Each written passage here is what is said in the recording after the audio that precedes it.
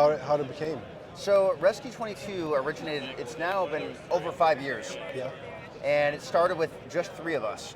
And it was myself, another Army Ranger veteran, and Angela, who is still currently runs 99% of everything at Rescue 22 goes through Angela.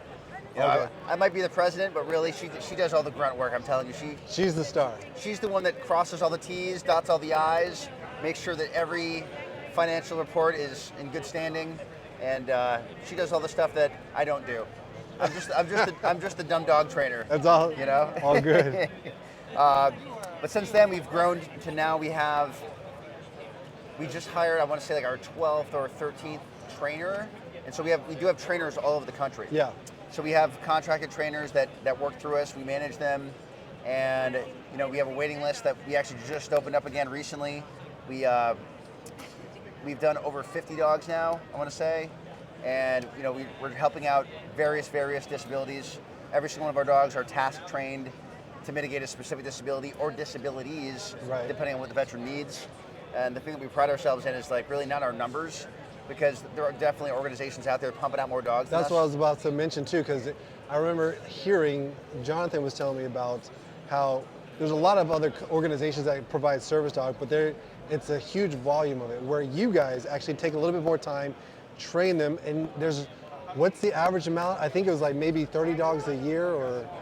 No, exactly. So depending on what year we look at, right now it is probably less than that. We're probably doing like in the teens of dogs per year right now. Okay. Yeah, probably like 15 to 18 dogs a year.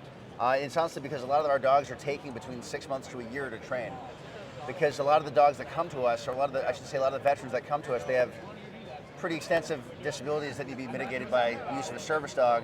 And sometimes it's even like a laundry list. It's like 5, 6, 7 disabilities sometimes are training tasks for.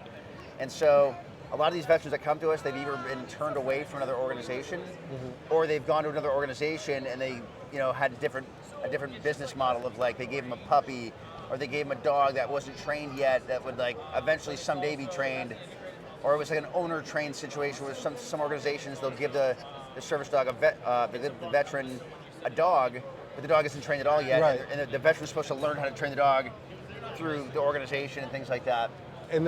And that's very true, because every single veteran comes out with not the exact same disability. Yes. They all have their unique, scenario that happened to them, and so each dog needs to be accommodating to those different handicaps.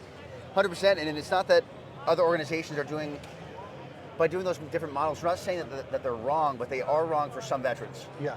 In that we can always say that any veteran getting a dog, even if it's not task trained, can it be a benefit to them? It's absolutely. There's plenty of veterans that have absolutely benefited from just having a dog. So totally. The problem is that when there's veterans that are looking for specific disabilities being mitigated by the use of a service dog, it's very difficult to turn a veteran into a dog trainer overnight. We have dog trainers. I've been training dogs now since 2015, and I'm still learning. I'm still learning new tasks to learn how to train for. So it's not something you just. And it was not necessarily a passion in the beginning, because you got absolutely not. And then you kind of fell into it and fell in love with it. Yeah, originally, if you asked me 20 years ago if I was ever going to be a dog trainer, I'd be like, no. I want to be a Navy SEAL. I want to be a Navy SEAL sniper. Yeah. And so I joined the SEAL teams, and I didn't even know that dogs was a thing. Yeah. But I saw my friends getting blown up, friends missing legs, friends not coming home. And I wanted to be able to mitigate that. And so I knew that the dogs were the best bet at stopping an IED threat. So that's what got me involved with dogs. But it's when I got out, I saw friends that were suffering from PTSD and TBIs and things like that. And I saw dogs as another tool to be able to mitigate that. Yeah. And so that's what got me involved in that. And so I was not a service dog trainer expert in the beginning at all. But just like anything else, it's if you want to learn something, the information's out there. Yeah. You can learn. Dog training is not rocket science. Really, anybody can do it. If someone wants to owner train their service dog, they can do it, but you actually have to do it. Exactly. It's just like anything else. There's time and energy involved in it. Well, we kind of found a passion for dogs and their nutrition side, because you get a lot of nutrition on the shelf. It comes from different places. You don't know where it's coming from. Yeah. A lot of it comes from China or Japan.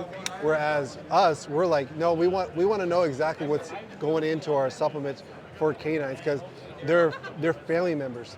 They're not just family members too. They're also athletes. They're hunting. They're fighting for our country, and so we want to make sure that we provide the best for them. That's why we manufacture here in the U.S. That's why we love calling ourselves All-American Canine, because we definitely believe canines are a part of America's history, and so we want to make sure that we extend their life and then their love for protection as well, and with All-American Canine.